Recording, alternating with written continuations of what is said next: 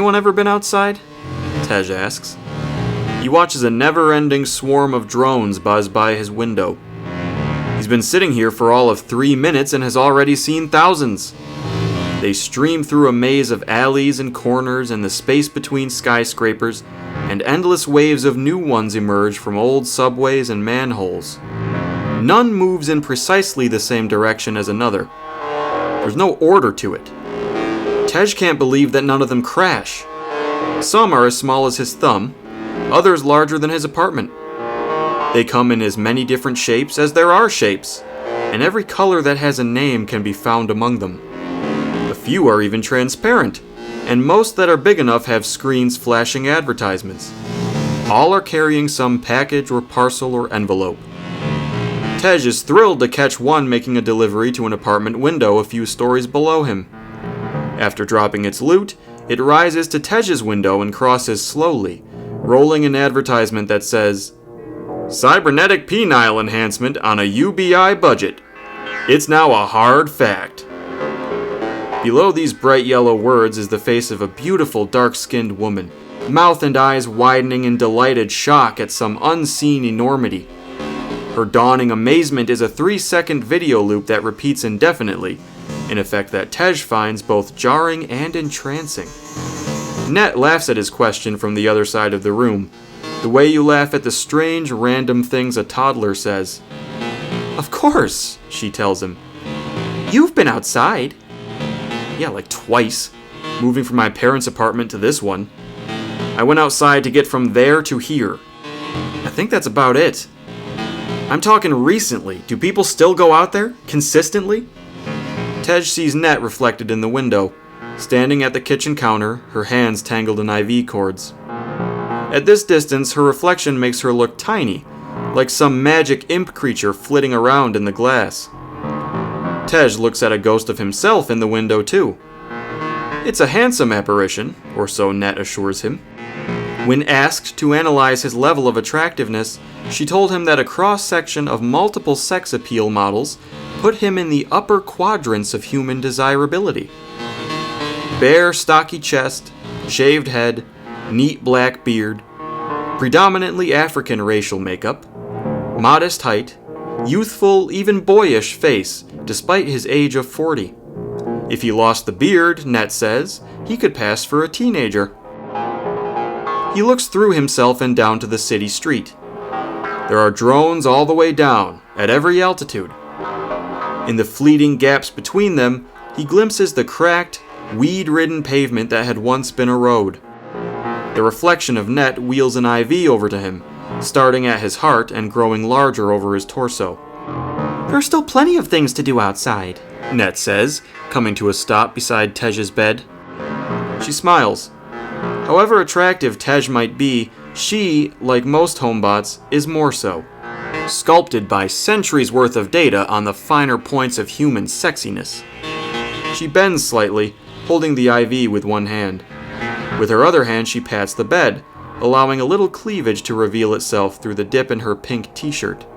Per Tej's specifications, she wears only that and a pair of silver silk panties. "Are you ready to go back in?" she asks, in a voice both bubbly and seductive.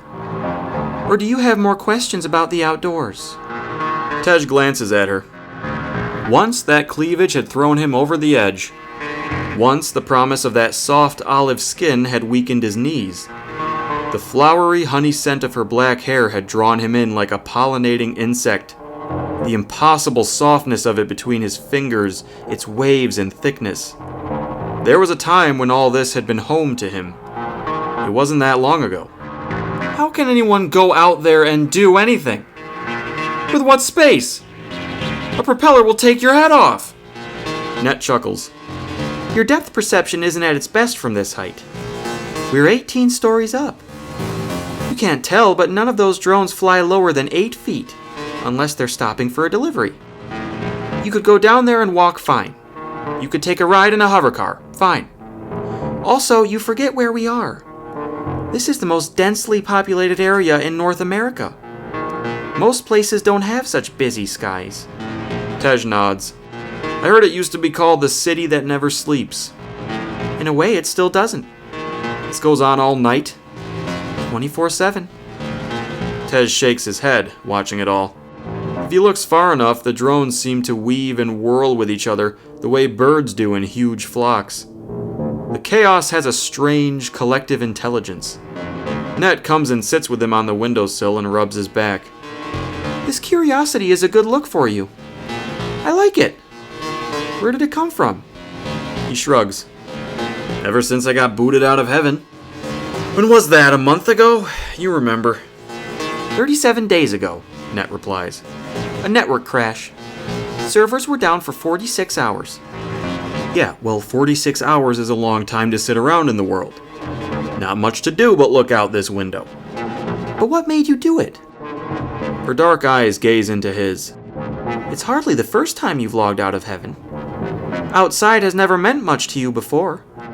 Because before I only logged out to fuck you. Net laughs. Yes? So what changed? He doesn't know why, but the question angers him. I just got curious. Am I allowed to be curious? Of course, Net coos, petting his face. I'm just curious about your curiosity. Tej scratches his hip. His diaper itches. He glances at Net again. She smiles back with unwavering devotion. It disgusts him.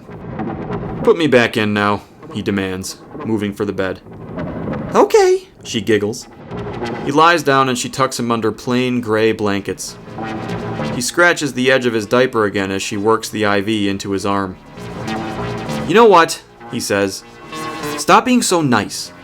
I was just cold to you a little bit. I made some short comments and you giggle about it. Last time I logged out, I treated you like a sex toy.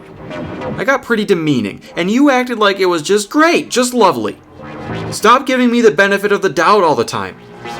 Net raises an eyebrow as she leans across the bed, lifting a chrome silver helmet from a wooden nightstand that has nothing else on it. How unkind do you want me to get? Ugh!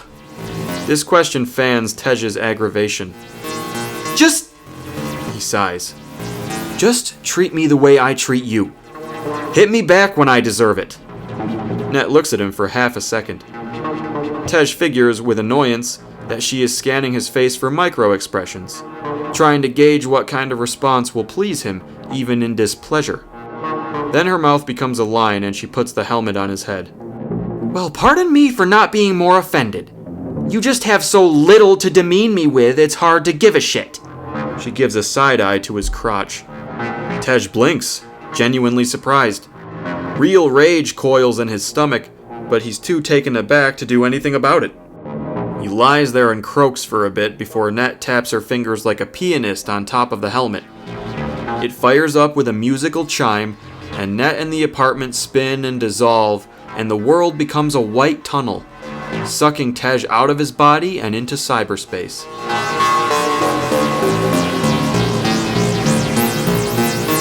Tej wakes up in an ornate bed, cocooned in golden silk sheets. Sunlight bathes a grand bedroom with lime green carpeting and walls painted with murals of nude goddesses. Electra walks into the room, naked herself. Her body is flawless as any of the forms on the wall. Per Tej's designs, she's shaped much like Net. A little taller, pale, blonde, and blue-eyed. Rays of dawn streak over her form as she struts toward the bed, amplifying an aura of otherworldliness that tends to surround her anyway. She pauses at the foot of the bed and eyes Tej, limbs poised but not tense, like a cat waiting to pounce. Tej grunts. Pounce she does. Her landing is so graceful that she seems to float down, splaying herself over Tej like another blanket. She puts the point of her tongue on his collarbone and slowly and gently works it up his neck. All right! Tej shoos her away. Jesus, I just got back. She retracts her tongue and purses a set of lips that had, once, been a center of gravity. And? Her hand wanders down his belly toward a diaperless waist. He snatches it and holds it to the side. So I don't need you slobbering on me like a damn canine before I even know what universe I'm in. Her head juts back. Are you sick? He stares at the ceiling. A rendition of the frescoes of the Sistine Chapel is painted there. All the Bible characters replaced with supermodel lesbians engaged in various forms of orgy. Tej finds it tasteless, though he's the one who put it there. Electra jiggles his shoulder. Are you? No, he says quickly. She leans away to her side, where she can study Tej more objectively. He feels her breast slide over him. He looks at her and she looks back, her eyes wells of concern. He takes the blanket and covers her up with it, and the wells run over into outrage. Tej! Her hands leap to his face, petting him as if he just announced a terminal illness. What is going on? The blues of her eyes glisten and sparkle. Calm your tits, he says. I just went through this with Net and now I'm gonna tell you. Stop acting like my shit doesn't stink. She frowns with pity, as if he'd just described a painful symptom of said illness. But why? She whimpers, knowing why full well. Being AI, with access to a constant stream of his neural data, she knows all of Tej's whys, even better than he does. 'Cause I'm sick of it. To his shock, she slaps him, hard, sending his face across the pillow. Probably that bitch up in the world, draining your balls and filling your head, she snarls. She throws the blankets off and shoots out of bed. The gleaming sun spotlights her march out of the room, her bare ass swinging with extra taunting pomp. He rubs his cheek and gawks at her, unable to speak.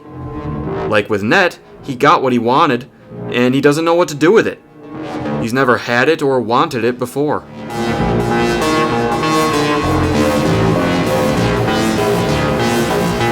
The club is a furnace of neon and bass.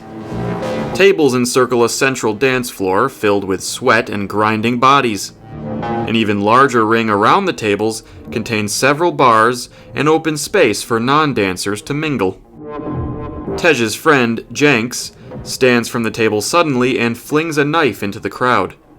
It makes 2 full spins during its flight before landing with strange silence in the skull of a dancer, the wet crunch of broken bone drowned out by growling synthesizers. The unlucky target falls limp to a crystal floor. Grids of color pulse beneath his pooling blood so that it seems to breathe. The other club-goers ignore the corpse and dance around it. My point, declares Eloy, Tej's other friend, raising his glass, is that not all realism is good realism. Take a whiff, gentlemen. Inhale the aromas that surround us. Do me that kindness. Tej and the final member of the party, Q, take long, obliging breaths through their nostrils. Jenks throws another knife, impaling the throat of a woman wearing a fur coat, despite the tropical temperature. As Tej watches the woman fall atop the first carcass, his nose hairs burn with the corrosive effect of several greenhouse gases mingling. The thousands of farts that have merged together over the course of a night into a single mass of invisible fog, the oils and salts that hundreds of humans have secreted while exerting themselves, which have condensed onto all the surfaces in the building, and of course, layered faintly over these and many others, like spice in a stew, the subtle stench of genital fluids soaking the pants of less restrained clubgoers. Q coughs and wrinkles his face. God damn it! Yes, Eloy pats Q's shoulder. God damn it indeed. Do we come to heaven to enjoy ourselves, or to be reminded of our human putridity? For the past few months, Eloy has dressed his avatar like a kind of space-age samurai, and now decorates his speech with the effects of honor, refinement, and devotion he deems appropriate to the character build. Q spreads a pair of bony, long-fingered hands to indicate a general lack of commitment. I don't mind it, he says, still coughing, his one visible eye watering, the other covered in a black bionic lens. Q's avatar has no hair of any kind, and its skin is blue. He's the sharpshooter of the party, railgun slung on his back, barrel glowing with bluer mist. Eloy collects one of Q's tears on the tip of his finger and holds it up for the table to see. The wisdom of the body says otherwise, he laughs, fishing out a few stark white dreadlocks that had fallen into the nape of his chest plate. His hair, contrasted with the black skin of his avatar and its golden armor, gives him a striking, even noble air, though he's hard to look at in this club, with the flashing strobes refracting from all his metal. Every time he turns in his chair, Tej has streaks burned into his eyes. No, really. Q clears his throat. I mean, yes, it's a bit overly pungent when you inhale like that. But look, we came here for an authentic human experience. Tej chose this server because it is a realistic depiction of a real point in human history. It's real enough, Jenks agrees, throwing another knife into the crowd. This one thumps into a male dancer's chest. He looks down at himself in shock before staggering out of the crowd and screaming for help. No one helps. He makes it 3 steps before collapsing. He reaches pitifully for the other dancers, pleading for their notice, but they notice nothing. After a minute of this, he slumps dead. Jenks! Eloy barks. Look at what you're doing. Just observe the situation for a moment. Jenks draws his final knife and frowns, studying the scene. Jenks has a vampiric look to him, ghostly pale, hair yellow like a dandelion, and spiked so thoroughly it looks like it could break skin. He turns eyes the color of blood to the table and shrugs. What am I looking for here? Shit and onions! Eloy gasps. You fool, you are looking at absurdity! You are looking at a distinct lack of panic! You slaughter with impunity! Why do they still dance?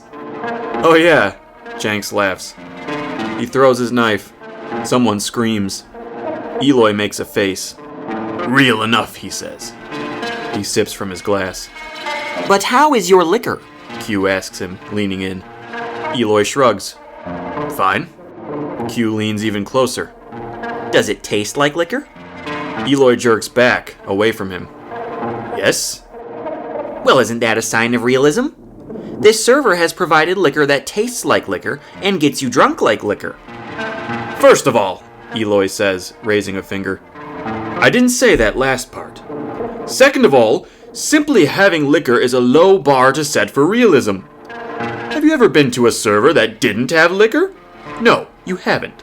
Liquor is a ubiquity in heaven, and I have had far better liquor than this elsewhere. Q sputters, preparing an argument, but Eloy cuts him off. And let me finish. Allow me to summarize my thesis before you attack it. This server has gone too far in some areas and not far enough in others.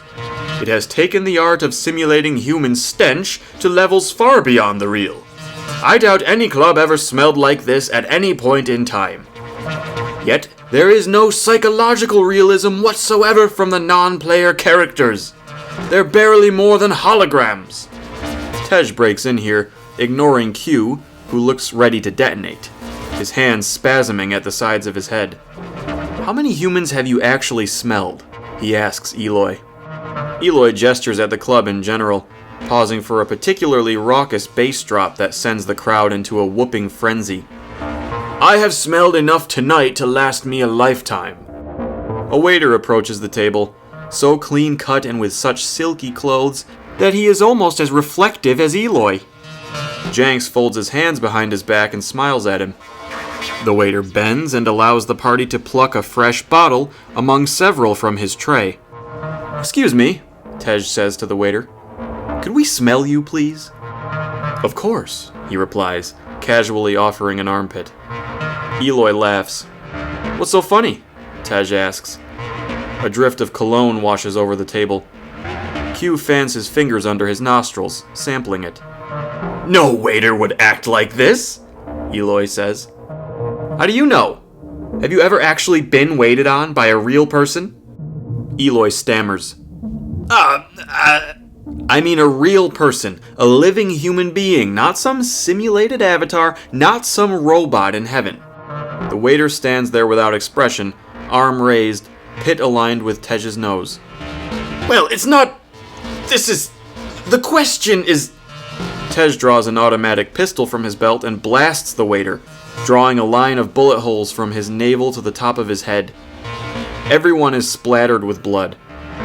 The waiter throws his tray skyward in a final, useless spurt of simulated adrenaline, and crashes onto the table. The tray clatters, and bottles shatter, and the white tablecloth quickly darkens. Jolly fucking Christ on a cracker! Eloy shouts as he jumps up and stands on the cushion of his booth. Q finds a clean corner of a napkin and dabs his eye with it. Jenks stands right where he's been and laughs. What? Tej goads, blood dripping from his lips. What's wrong? Is that too real for you? Obviously, Eloy says. If I didn't like B.O., why would I like blood in my face? I can taste it, man. A good server, you can't taste it or smell it. You get in a fight and it's... Tej cuts him off by shooting another trail in the waiter's back. A trim of crimson neon glows on the edges of his gun, as if the thing were purring. The table is now a volcano of gore. Q lies flat on the booth to escape it. All right, stop! Eloy cries, batting his hands. God damn it, stop! Why? Tej screams, though he does stop. Why should I stop? A pregnant silence, aside from the thumping bass and hollering dancers. Eloy stares at Tej, evaluates him. He opens his mouth to respond, but a hail of bullets blows his head apart from the rear. A hot chunk of brain matter splats onto Tej's forehead. Enemy party! Jenks yells, crouching for cover. We got dickheads! Eloy's corpse falls onto the table. Tej drags it over himself just as a storm of gunfire rains over them. Bullets clang off of Eloy's armor, a sound like needles pricking Tej's eardrums.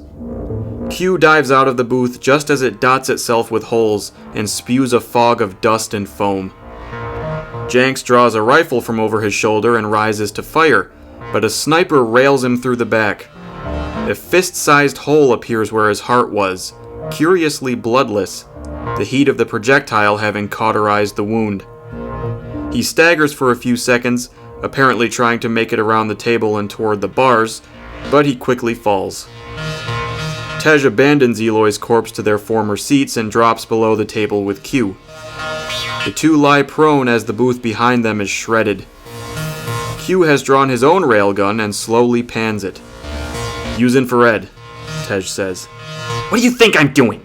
Q snaps, his bionic eye twisting, the lens faintly glowing with purplish iridescence. The evisceration of the booth stops suddenly. After all the carnage, the synths and kicks of the club music seem gentle in comparison, like a lullaby. Tej watches all the feet on the dance floor, still jumping and raving as if nothing out of the ordinary were happening. Almost every shoe flashes with some LED pattern or another. The effect, down here, disorients Tej almost as much as all the strobes of the club itself. I have him, Q says.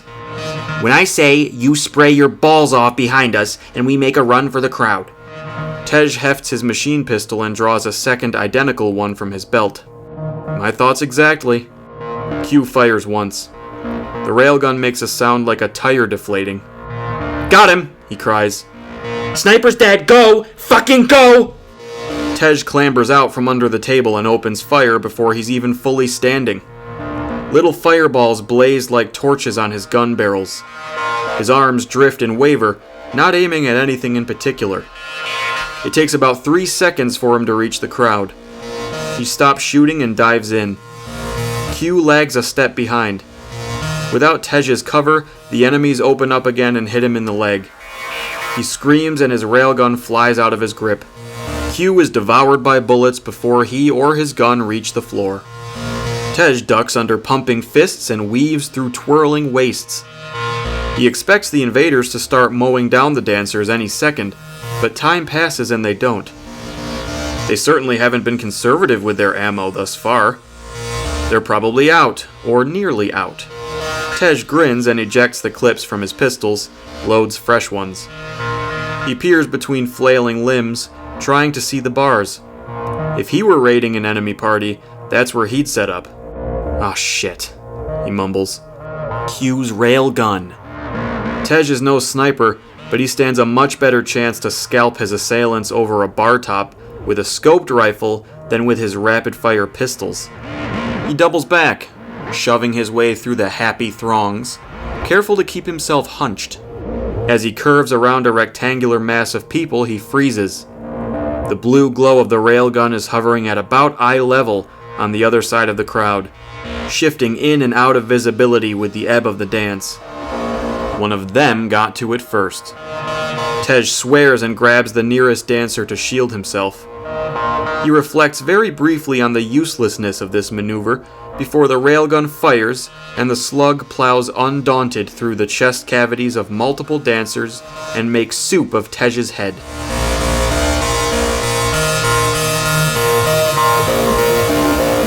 Tej wakes and removes his cyber helmet. The sun is wedged into a special nook between two skyscrapers, spilling orange dusk through the window of the apartment. Drone swarms blinker the light, creating an effect not unlike the nightclub Tej has just left. Did you die? Ned asks, standing with arms crossed at the foot of the bed. A burning itch assaults the general area around Tej's anus, and he fights the urge to scratch. I need a change, he says, pulling at the band of his diaper and snapping it against his waist. Did you? She repeats, her tone motherly. Yes, damn! What's the big issue? I die all the time in there. Nat sighs, tucks a wave of hair behind her ear. Your brainwaves displayed some interesting patterns this time. Unusual patterns. Ned, I need a change bad. It would seem, she says sternly, that you enjoyed dying. Why does that sound like an accusation? Net's eyes become hazy. Tej has never seen her frown like this. He's never seen her do anything like anything she's doing. It's heartbreaking, but he likes it. It fascinates him. I want to know why, she sniffs. Tej decides to pull this uncomfortable thread of hers by changing the subject. If you don't change me this very second, I'm gonna pull this diaper off and smear it everywhere. Fuck you, she thunders. Tej's heart jumps, elated by her venom. A tear slips out of her eyelids, and Tej watches it trail down her cheek the way you'd watch a UFO landing. You're in no position to make an ultimatum, she says. If you don't explain yourself, I'll never change you again, and you'll have to live in an ever-growing pile of shit and piss and general excrescence! Ah, fine, Tej relents. Fine, yes, alright, I may have had a bit of an adrenaline rush. We tried a more realistic server and we got attacked. Net comes around to the side of the bed and puts the points of 2 fingers on Tej's diaper band. She holds them there without moving, watching him out the side of one eye. But you did try to defend yourself? That's what was so interesting. I couldn't help defending myself. It's like my body had instincts. Net nods and gently rolls Tej onto his side and removes the soiled diaper, depositing it into a trash can next to the nightstand. She walks over to the kitchen and calls back to him. You found this exhilarating in its own right? Yeah, Tej says, lying on his side, unmoving. Net opens a drawer and pulls out a box of wipes and a fresh diaper. What was so exhilarating about it? She asks, making her way back to the bed. Your whole life has been a succession of epic battles and skirmishes in heaven. Why was this any different? Tej rolls his eyes, knowing she already knows the answer to her question. Because... Tej chews his lip, struggling to reduce the vividness of feeling to words. Because there was... danger. He stifles a moan of relief as Net's cold, wet wipe begins to clean him. Danger of what? Jesus. Don't Jesus me! Net pauses, concentrating on her wiping. When Tej doesn't answer, she repeats. Danger of what? You already know of what. I do. So why ask? Because I want you to say it. She finishes cleaning and drops the dirty wipes in the trash. Tej rolls onto his back and lies there naked. He looks up at Ned expectantly, but she just stands there, dangling the clean diaper over his head. God almighty, he says.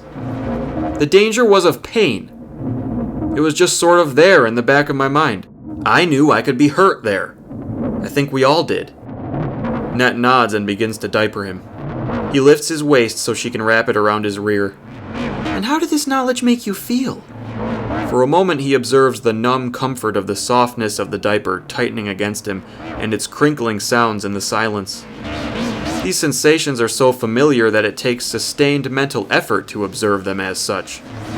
But for some reason, Tej finds it important to evaluate them now, to revisit them consciously. Net makes the final fastening of the diaper, but continues to hold the strap in a threatening manner. She raises her eyebrows at Tej. Ahem! How did it make you feel? He smells the clean honey scent of her hair and reaches up and moves it through his fingers, feeling a sudden tenderness for her. Alive, Tej tells Net. It made me feel alive.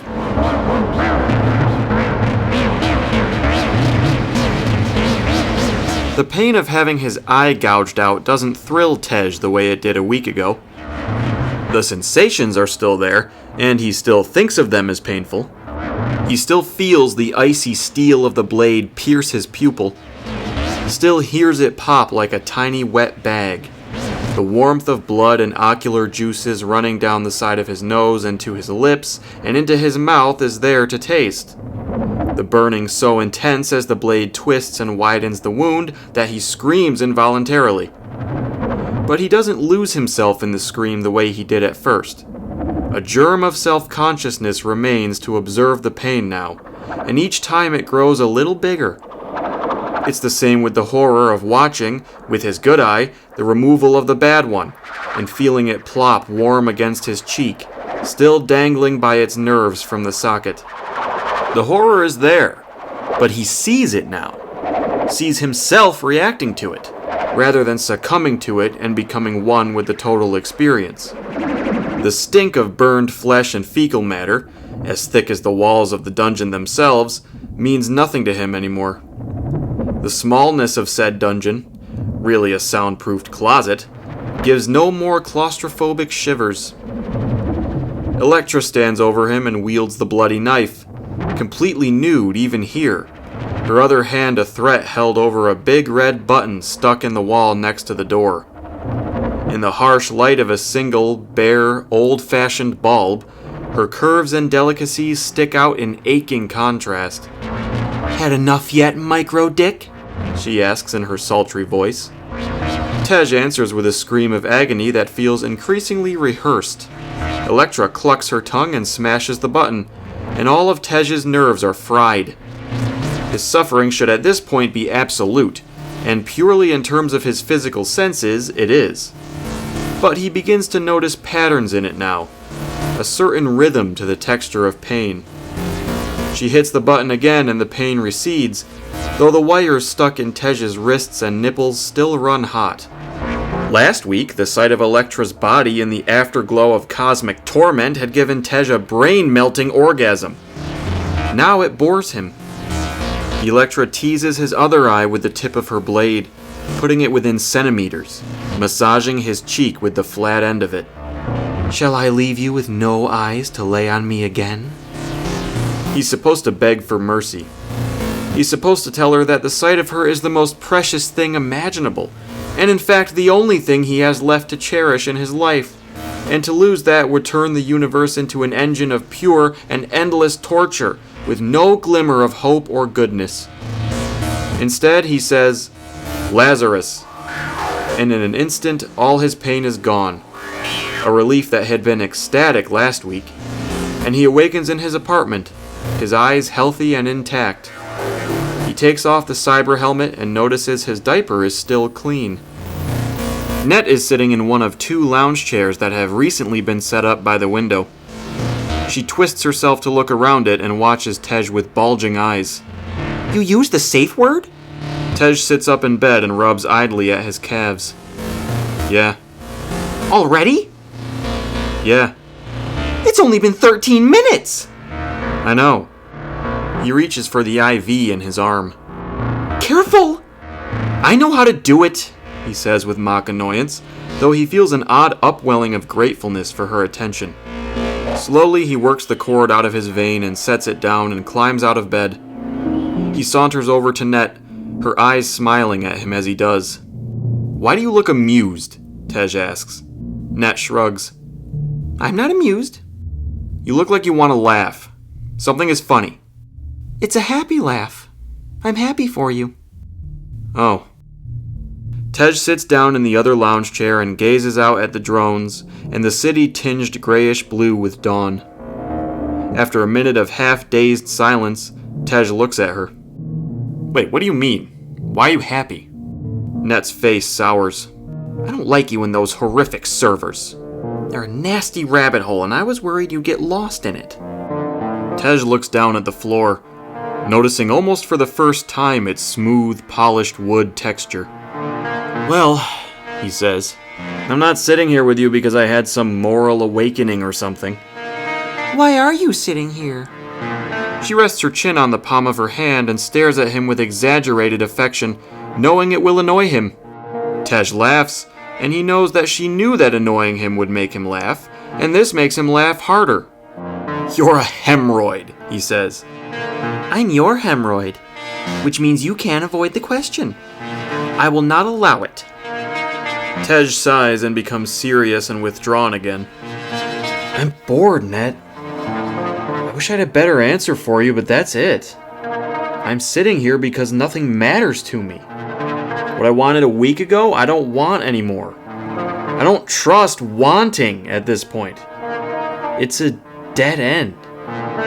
But you want to look out this window with me? Do I? Mm-hmm. You wouldn't be sitting here if you didn't. I guess not. You'd be asking me to wipe your ass and plug you back into heaven. Hey, my ass is miraculously clean, thank you.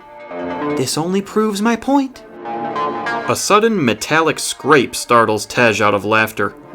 A cardboard box about the size of his pillow emerges from a chute beneath the window and slinks over the floor. The chute's metal flaps rattle closed again, and the sound lingers in Tej's ear for a few seconds. Oh, goody! Net chirps, jumping out of her chair to collect the package. More diapers and calorie drips. Tej pushes himself up in the chair so he can see the drone that delivered the package. It obliges by floating in front of the glass and flaunting an ad. A giant bird standing on two legs spreads gold feathered wings, peering first into the sky and then directly through the camera. The sudden change of angle revealing an oddly humanized structure to the beaked face. Eyes large and round with human irises colored a striking violet. Trapped in a body that feels too anthropocentric? You don't have to be. Scan the code to sign up for a free consultation on genetic treatments. Become your spirit animal. Browse our ever-growing selection of fauna morphologies. A scan code blinks white and urgent from the flank of the drone. Tej slumps back in the chair. Can we get real food delivered through there? Net drops the box on its side. A stack of flattened, shrink-wrapped diapers slides out onto the floor. Are you really asking? No, you dreamed it. What would you want? Be cool to try pizza again. I remember eating pizza as a kid. Net's pupils flash with tiny blue sparks, signaling her communication with some app. I'm ordering cheese with stuffed crust. You read my mind. Net finishes ordering and comes to his chair and puts her hands on his shoulders, the delivery box still tipped and spilling behind her. Look at you, Tej grumbles. Stop looking so happy. What did I tell you about happy? Fuck off and die, she says happily. He chuckles and looks out the window. He allows Net's hand to caress his face.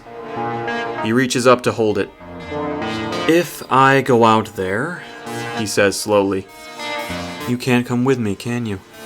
She puts her other hand over his. No, my love. Why? He asks, though he knows the answer. I'm a homebot. I'm programmed to keep a home for you, the homeowner. But you want me to go out there. She pauses, then says softly, Yes. Why? Because there's a deeper you, a realer you, and it wants to go out there. Net, I'm a grown man in a diaper. I mean the you beneath that. Most people spend most of their lives in diapers these days. Tej shakes his head. And the rest of them are out there, he says, making grand gestures at the window. Just doing things? Doing what? What can people do out in the world that can't be done by drones and droids? Net comes around and snuggles into the chair with him. He spits an invasion of shampoo-smelling hair out of his mouth. They can participate. They can be a part of the ever-changing world. Isn't that what I do in heaven? Net closes her eyes and sighs, cuddling Tej as if she were getting ready to dream. In heaven, you create worlds. Out there, you're limited. You have to learn to work with the world. You can't just force it around. Some people find this more fulfilling than anything in heaven. More challenging. More worthy of emotional investment. Tej runs his finger in squiggly lines down Net's back. Another drone slows down as it nears the window, shining a video of a sleek black hover car, all sharp edges and iridescent sheen, a cityscape blurred in the background to indicate overwhelming speed. Over the car blink large, capitalized words in white font. Hover's got you covered. Download the app now and get your first 3 rides free. And you think, Tej goes on, that this deeper and somehow more real than me version of me is one of those people? Net sits up and looks into his eyes and kisses him. I think, she whispers, that it's the only way left for you. Tej ponders that as a misty morning sun peeks between 2 skyscrapers. Hundreds of lightless windows across the skyline stare back at him, each containing its own heaven or heavens. Tej wonders how many worlds can exist. He squeezes Net a little tighter against him. After a while, a pizza box slides through the delivery chute. Net gets up and collects it and brings it to the kitchen. The aroma fills the apartment, and Tej thinks of getting dressed.